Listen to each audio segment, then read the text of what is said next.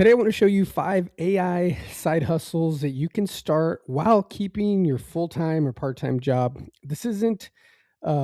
this is not, about chasing every new tool or trying to become a completely different person overnight.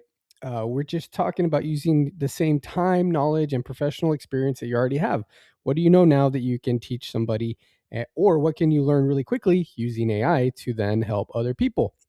And then, of course, using those things, skills, tools that you know, and pairing it with AI so you can move at a faster pace. By the end, you're going to have 5 practical paths to consider, plus a clear way to decide which one is most aligned with where you are right now. I'm Nick Garcia, run this channel, talk about blogging, Pinterest, marketing, side hustles. I'm a professional side hustler with over 15 revenue streams. And now that I'm, you know, implementing AI in all of my side hustles, I want to share things that I'm learning. So most people do not fail because they lack ambition. They stall because they're trying to find time in a schedule that is already full, right? Everyone's busy. People have full time jobs, families, spouses, dogs, all the things. And that's why we're not building a plan around some imaginary extra 40-hour side hustle week. That's just not a realistic thing. And if you can do that, you're going to get burnt out really quickly. So I want to help you build around your lunch breaks or focused after work sessions, weekends, waking up early. Yes, you do need to put and invest some time into starting and running a successful side hustle, especially with AI. But you don't need to do everything at once. I understand this time constraint personally. I started my first side hustle at a gym that I had opened. I started building it in the hours that I had in between sessions, getting there early, staying a little bit late. There is no perfect moment. At that time, I had had my first kid, and to say the least, it was not a lot of extra time to do this. And that decision grew into a business that has generated more than $1 million and have helped tens of thousands of people with my products and my videos and my content. And I've received well over 100 million organic impressions. The point is to not compare your starting point to mine. The point is to recognize that your current schedule is not the end of the story, and it can be the beginning of it. And the important thing to do is to not make excuses and to just get going. So before I break into the 5 models, I want to point you to the Side Hustle Summit I'm super pumped about. It's a free virtual event running September 6th through the 13th, built for people who want a clear AI side hustle roadmap without quitting their job, without showing their face, or arriving with years of experience and skills. The event page itself states the goal of getting to $373 per day online with AI in 5 days. So if you want the complete framework behind these ideas, reserve your free spot. I'm going to be there. I've learned from both of these guys. They've been 2 business mentors of mine. And so the link will be in the description. All right, let's get into it. So here's the core framework. Every model on this slide combines AI leverage with that advantage you already possess. So that advantage may be your experience, your perspective, your understanding of a problem, or your ability to explain something clearly. So we're going to cover focus apps, knowledge-based assets, decision guidance, business automations, and industry translation. You don't need to master all 5. Your job is to listen for the one that feels closest to your existing strengths, because that is where you can move the fastest. So the first one is building an AI-powered app. The keyword is focused here. Focused AI-powered app. Do not start with a giant idea that takes months to build and still does not prove whether anyone actually wants this or will download it. Start with one specific person, one specific problem, and the smallest useful solution. It's like Business 101. If you're creating a product, if you're creating an app, if you're creating a service. AI can help with the planning, the flows, early development, troubleshooting, the strategy, with marketing, if it ends up being something that you follow through with. But your role is still essential here. You identify the pain point and decide what a useful solution should look like. Small, useful, and testable always beats broad and unfinished. And that goes for everything. The mistake people make is opening an AI tool and saying, build me an app. That usually produces something super generic.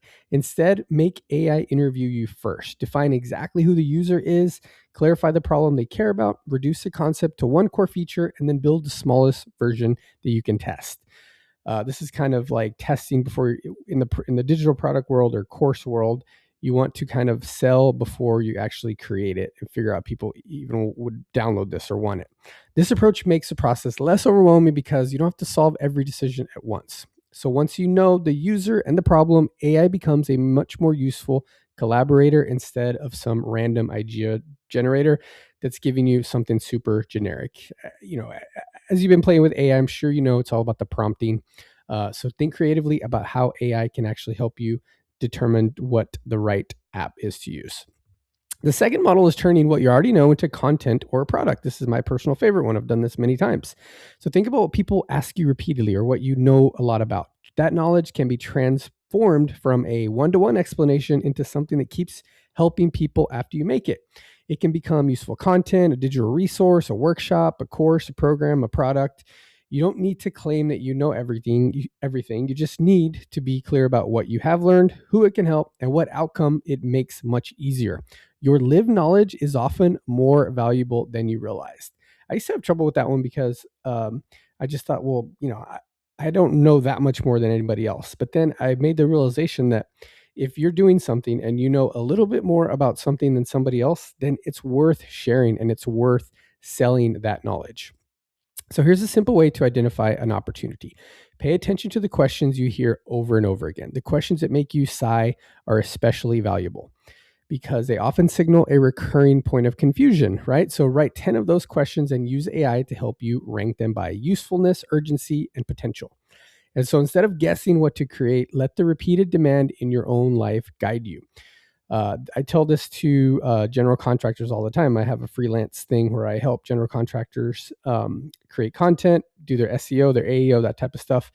And so they're like, I don't know what type of content to create. The easiest thing is to just turn the questions homeowners are asking you when you're in there trying to sell a remodel project and just answer that question one time, a few different ways, put it on the video, put it on your website. And it's like this light bulb moment like, oh, wait, I hate answering this question all the time. Well, guess what? The homeowner that called you probably was on your website and they could have already been, that question could have already been answered, saving you some time. So one strong question can become your most useful piece of content, and that first asset can become the beginning of a much larger body of work.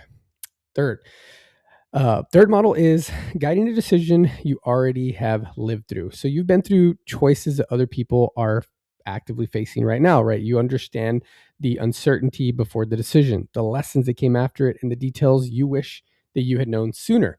That hindsight is super powerful and it's helpful content when you present it honestly.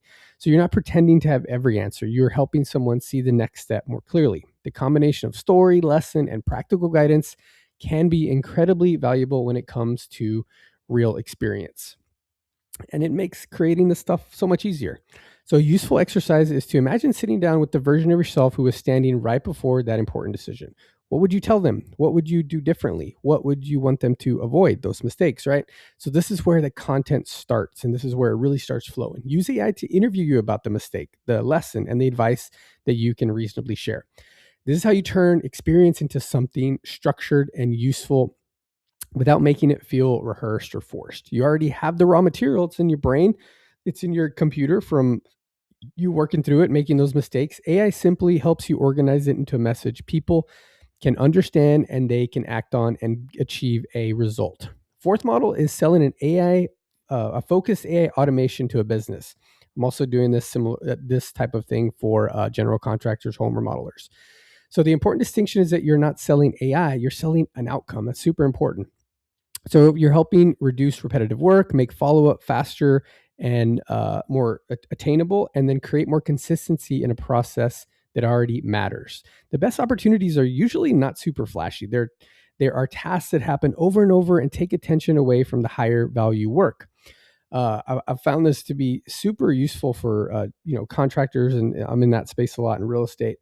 Helping them remove themselves as the constant bottleneck and giving them back hours into the week has been really fulfilling. And you can do this in any type of industry. It can be whatever so when you can identify one workflow and improve one meaningful result, you'll have the beginning of a clear business offer. So construction made the most sense for me. I'm in construction and real estate as well as doing all these side hustles. So it was kind of easy to be able to articulate to talk to these business owners.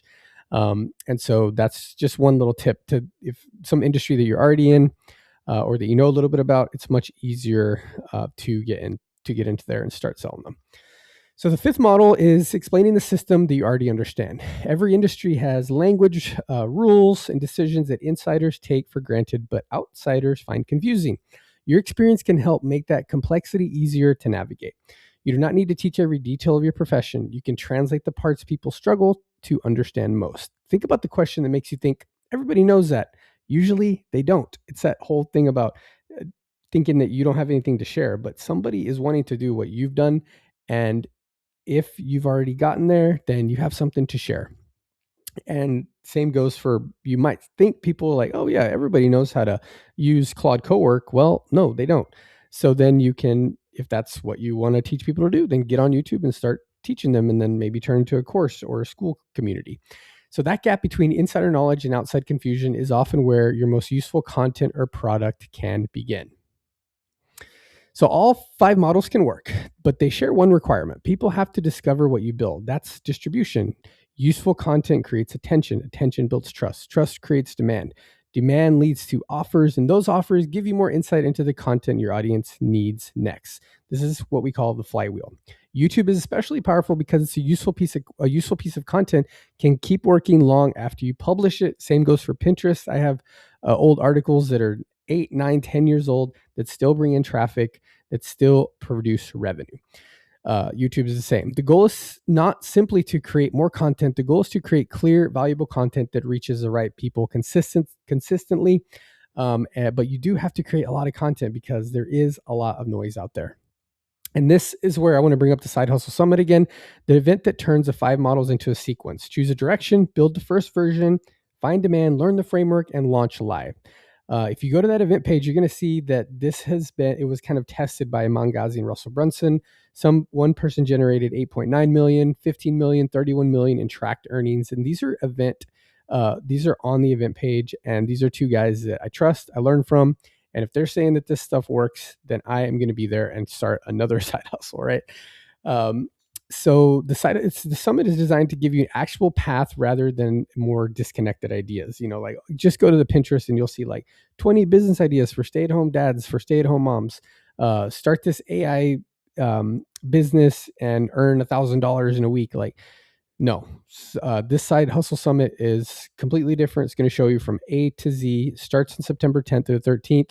You can reserve a spot right now. Get in now so you can start getting those updates from these guys, and we're going to see you there. So my final message here is simple. Pick one model, block one focused hour, and start.